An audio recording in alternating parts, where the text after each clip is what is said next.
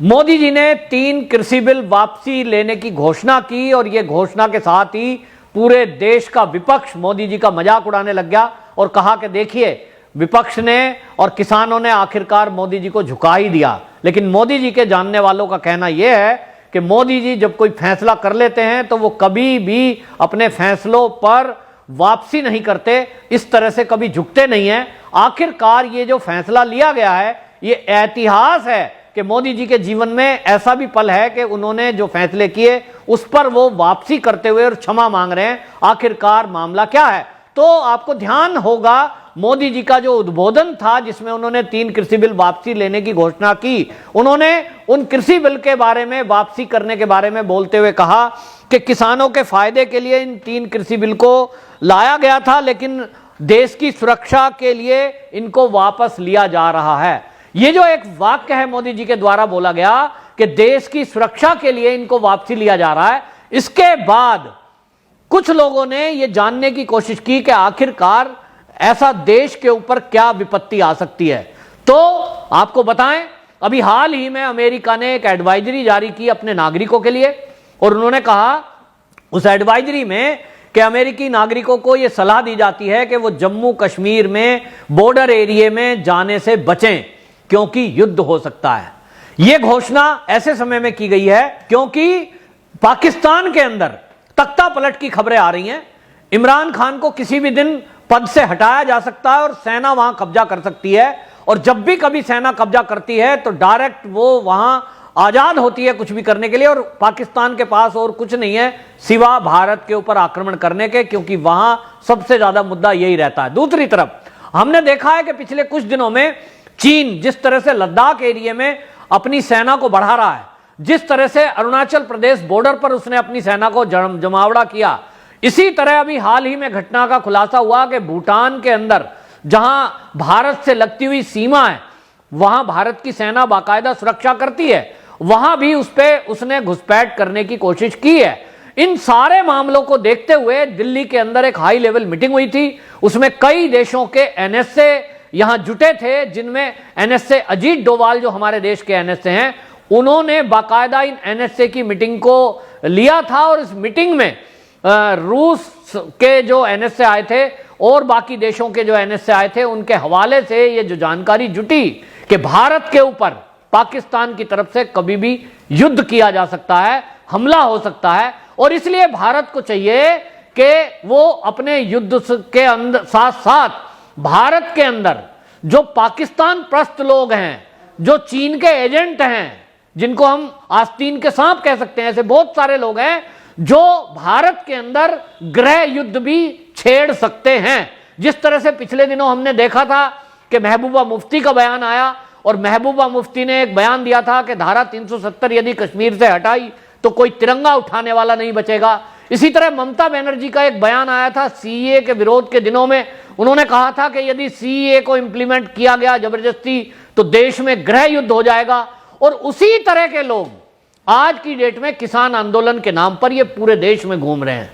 और ये जो माहौल खराब करने की कोशिश की जा रही है, ये किसान बिल के नाम पर किसानों को झूठ बोलकर कि आपकी जमीनें चली जाएंगी, आप जो उद्योगपति हैं वो आपकी जमीनों पे कब्जा कर लेंगे, आपकी फसल पर कब्जा कर लेंगे। तो कुछ भोले भाले और अनपढ़ लोग जिन्होंने, बल्कि मैं तो कहूंगा पढ़े लिखे लोगों ने भी 3 कृषि बिल के बारे में जानकारी नहीं है, लेकिन उन्होंने सोचा कि अगर राहुल गांधी बोल रहे हैं, यदि अखिलेश यादव बोल रहे हैं, तो शायद ऐसा ही होता होगा कि हमारी जमीन अभी अडानी अंबानी ले लेंगे। इन लोगों ने इतना झूठ जो फैलाया उसके कारण ये मूवमेंट पूरी चलाई, लेकिन चाल इसके पीछे ये थी कि जैसे ही पाकिस्तान हमला करेगा,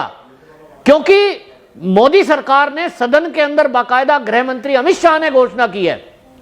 कि पीओके भारत का अभिन्न अंग है, भारत उसको लेके रहेगा। और अभी हाल ही में यूएन की 2 मीटिंग के अंदर जब भी कश्मीर का मुद्दा पाकिस्तान ने उठाया, पाकिस्तान के स्थायी सदस्य के तौर पर जो भी वहां हमारा प्रतिनिधि था, उन भारत के प्रतिनिधि ने बाकायदा इस बात को रिपीट किया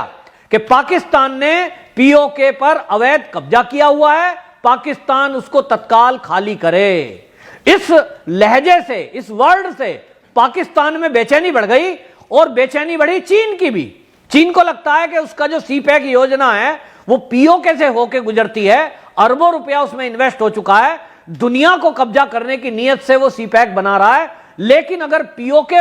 पाकिस्तान के हाथ से चला जाता है तो चीन की भी सीपैक योजना को करारा झटका लगेगा, वो उस योजना को चला नहीं सकता। और इसलिए चीन ने पाकिस्तान को आगे करके यह तय किया कि वो भारत पे हमला करे और पीओके को एक बार पूरी तरह और कश्मीर को कब्जाने की नीयत से हमला किया जाए।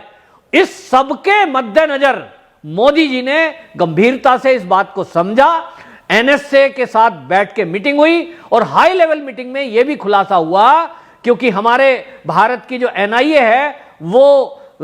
कनाडा में गई थी जांच के लिए, इस खालिस्तानी मूवमेंट के द्वारा जो फंडिंग हुई, ये जो किसान आंदोलन की फंडिंग का मामला था, इसकी भी जांच के लिए। तो जो खुलासा हुआ है वो बहुत चौंकाने वाला था, और वो ये कि चीन के इशारे पर ही खालिस्तानी मूवमेंट को दोबारा चलाया जा रहा है, कुछ एनजीओ के जरिए ये पैसा दिया जा रहा है, और कई सारे ऐसे संगठन हैं जो यहां गृह युद्ध की स्थिति फिर से पैदा करना चाहते हैं। अगर पाकिस्तान या चीन कोई बॉर्डर पे हमला करते हैं, युद्ध करते हैं, तो ऐसे में ये कुछ संगठन हैं जो चीन और पाकिस्तान के इशारे पर अंदर भारत के अंदर भारत की आंतरिक सुरक्षा को खतरा हो सकते हैं। उसमें बब्बर खालसा इंटरनेशनल, खालिस्तान जिंदाबाद फोर्स, खालिस्तानी टाइगर फोर्स, और इस देश में फंडिंग करने वाले Canada, Britain, America, Australia, France और जर्मनी, ऐसे देशों के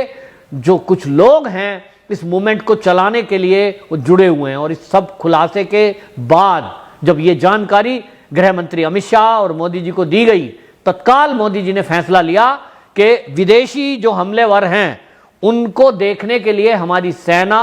पूरी तरह से सक्षम है। जो साजो सामान हमारी सेना को चाहिए वो मोदी सरकार ने लाके दिए हैं, चाहे वो राफेल हो, चाहे वो S-400 आ रहा है, चाहे वो हमारे पास मिसाइल हैं, एक से एक अत्याधुनिक राइफलें हैं, वो सारा साजो सामान सेना के लिए जुटाया गया, जो एक देश को विजय करने के लिए और देश की सुरक्षा की मजबूती के लिए आवश्यक है। हमने देखा बॉर्डर एरिया में जिस तरह से सड़कों का निर्माण हुआ है, जिस तरह से रेल मार्ग को प्रस्तुत किया गया कश्मीर तक पहुंच के लिए, ये सब मोदी सरकार ने देश की सुरक्षा को ध्यान में रखते हुए किया। लेकिन अब जब देश एक युद्ध के मोड़ पर खड़ा है, आज की डेट में जब इंटेलिजेंस इनपुट ऐसी मिल रही हैं कि चीन और पाकिस्तान मिलकर 2 मोर्चों पर युद्ध कर सकते हैं, और तीसरा मोर्चा देश के अंदर बैठे हुए गद्दार हैं, वो जो सीए के वक्त में हमने सड़कों पे देखे थे, वो जो किसान आंदोलन के फर्जीवाड़े के समय हमने सड़कों पर देखे, जिन्होंने हाथों में तलवारें और भाले लहराए, ऐसे लोग 3 मोर्चों पे भारत को जूझना पड़ सकता है। और इसीलिए पिछले दिनों जो हमारे सेना के प्रमुख हैं नरवणे जी, उनका बयान भी आया था कि भारत की सेना 3 मोर्चों पर युद्ध लड़ने के लिए तैयार है। लेकिन मोदी सरकार की योजना यह है कि सेना को बॉर्डर एरिया में पाकिस्तान और चीन को छक्के छुड़ाने के लिए छोड़ दिया जाए, तो भारत की अंदरूनी सुरक्षा को मजबूत करने के लिए जो भी इस टाइप के गद्दार हैं उनसे निपटने के लिए, भारत की आंतरिक व्यवस्था को मजबूत करने के लिए किसी को भी वो अवसर ना दिया जाए, जिसमें एक अवसर था किसान आंदोलन। क्योंकि ये जो किसान आंदोलन के नाम पर झूठ बोलकर गांव-गांव में किसानों को भड़काने का काम कर रहे थे, ऐसे लोगों को एक्सपोज करना जरूरी था और इस आंदोलन को खत्म करना बड़ा जरूरी था। क्योंकि अगर दिल्ली की सड़कों पर या देश की सड़कों पर इस तरह से कोई आंदोलनकारी बैठे रहेंगे जिनके इरादे ये हैं कि वो पुलिस से उलझें, जनता से उलझें, कत्लेआम मचाएं, तो ऐसे में मोदी सरकार ने, मोदी जी ने ये जो फैसला लिया है, ये देश की सुरक्षा के लिए बहुत जरूरी था। और आपको ये भी बताऊं कि इसके साथ साथ देश की सुरक्षा में जो आड़े आ रहे हैं, अभी आपने देखा कि महबूबा मुफ्ती को नजरबंद किया गया है। इस तरह से आने वाले दिनों में अगर कोई नेता, चाहे वो किसान नेता हो चाहे वो कोई भी हो, ये सरकार ने तय किया है कि देश की सुरक्षा से यदि कोई नेता खिलवाड़ करने की कोशिश करेगा तो उसका हाल वही होगा जो महबूबा मुफ्ती का है, या उससे भी अधिक उसको सरकार सख्ती से उससे निपटेगी। बहरहाल जो लोग मोदी को कमजोर सोच रहे हैं, मोदी जी को यह सोच रहे हैं कि उन्होंने अपना किया हुआ फैसला वापस लिया है और ये कोई झुकाने में उनको कामयाब हो गया है, भारत की सुरक्षा के लिए झुके हैं और भारत के लिए, भारत माता की रक्षा के लिए किसी को यदि कोई कड़े से कड़ा कदम भी उठाना पड़ेगा, उसमें से एक मोदी जी होंगे। वंदे मातरम।